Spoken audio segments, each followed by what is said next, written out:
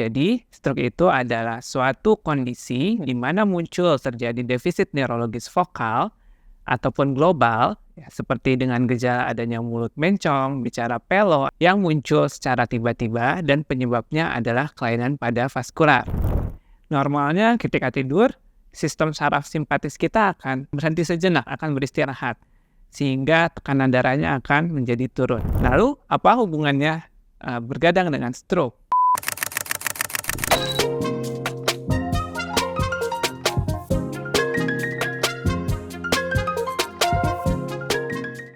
Halo, saya Dr. Nurul Fadli, spesialis neurologi. Hari ini kita akan membahas mengenai hubungan bergadang dengan stroke.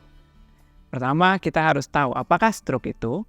Jadi, stroke itu adalah suatu kondisi di mana muncul terjadi defisit neurologis vokal ataupun global, ya, seperti dengan gejala adanya mulut mencong, bicara pelo, yang muncul secara tiba-tiba dan penyebabnya adalah kelainan pada vaskular.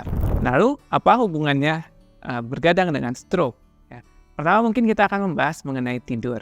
Ya, jadi tidur itu bukan hanya satu fenomena di mana kita menutup mata kita. Gitu. Banyak hal yang fisiologis terjadi pada saat tidur. Ketika kita tidur, tubuh kita itu beristirahat secara total.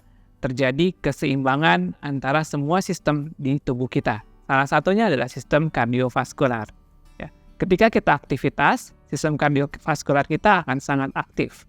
Namun begitu kita mengalami tidur, akan terjadi keseimbangan di mana sistem kardiovaskular kita akan menurun, tensinya akan menurun, kemudian denyut nadinya juga akan menurun, dan itu menyebabkan sistem kardiovaskular beristirahat dari kejadian aktivitas selama sehari-hari. Nah, ketika seorang bergadang, maka fenomena homeostasis ini tidak akan berlangsung. Ya.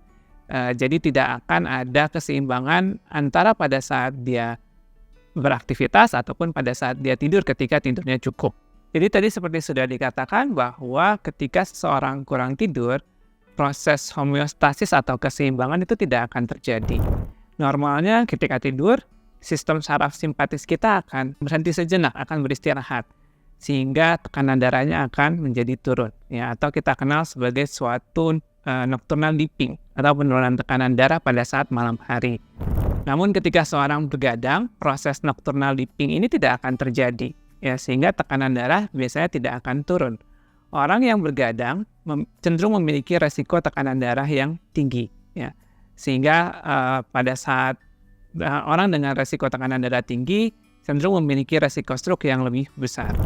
Selain itu, ketika seseorang memiliki waktu tidur yang kurang cukup, pada saat tidur itu terjadi pengeluaran hormon atau yang fungsinya untuk menghambat proses rasa lapar. Gitu.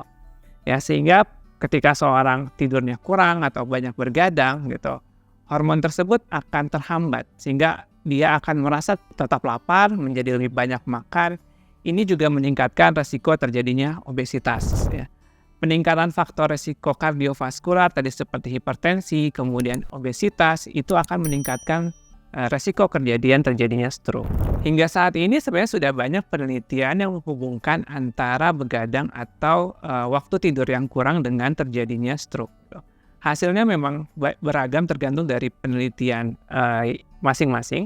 Namun berdasarkan penelitian Anda, apabila kita bergadang atau tidurnya kurang dari sekitar 6 jam, akan terjadi peningkatan resiko stroke sekitar 1,5-3 kali dibandingkan orang yang tidak bergadang atau waktu tidurnya cukup. Jadi tadi seperti sudah dijelaskan bahwa memang sebenarnya pada saat kita tidur, ya, jadi tidur itu akan ada beberapa fase tidur.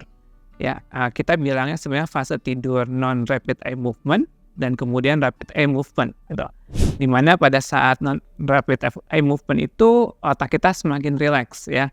Itu disebut juga sebagai deep sleep, ya. Di mana pada saat deep sleep ini akan ada muncul penurunan dari fungsi saraf simpatisnya.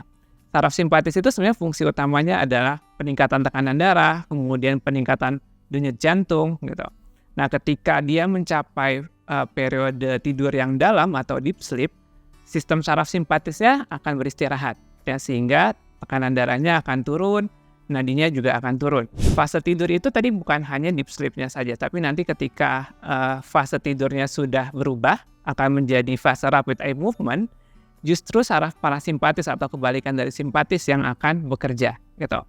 Nah, ketika pada saat kita tidur, keseimbangan ini akan terjadi. Jadi nanti sistem kardiovaskular kita akan berubah dari penekanan saraf simpatis, penekanan saraf parasimpatis. Nah, hal ini terjadi secara berulang-ulang.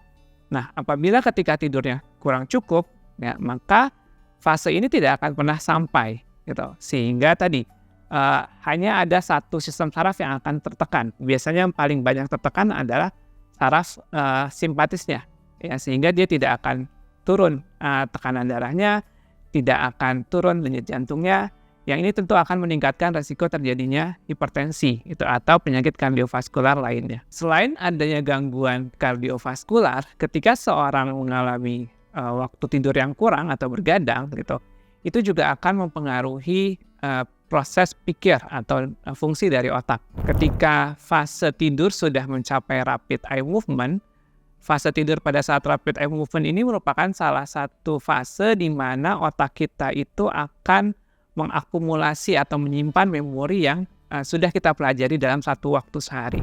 Ketika seseorang tidak mencapai fase rapid eye movement, dalam hal ini karena waktu tidurnya yang kurang, tentu saja itu akan mempengaruhi juga kesehatan dari otaknya.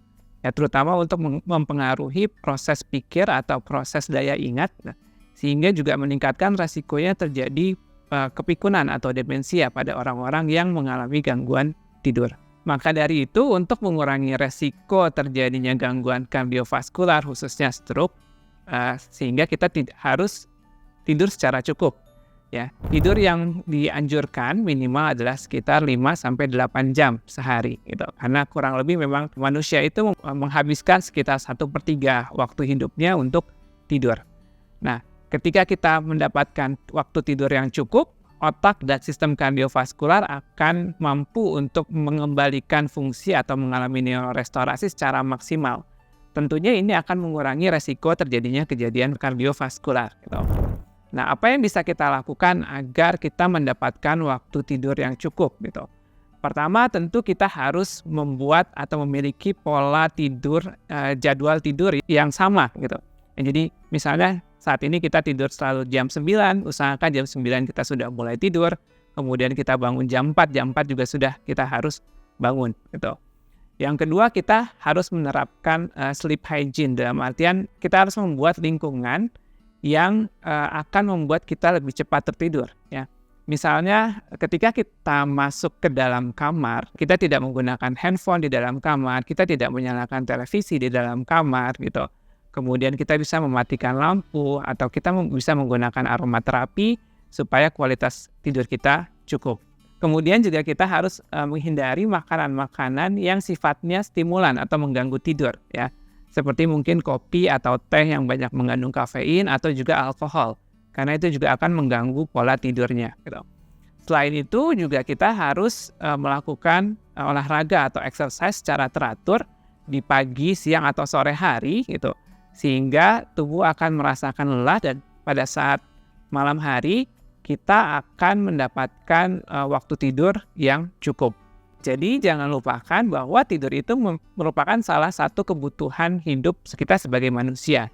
Sama seperti makan, sama seperti olahraga, tidur itu dibutuhkan untuk kesehatan tubuh kita sehari-hari. Sehingga kita jangan lupa waktu yang cukup untuk tidur agar kondisi badan kita selalu fit. Demikian mungkin informasi yang bisa saya sampaikan mengenai hubungan antara bergadang atau tidur yang kurang dengan resiko terjadinya stroke.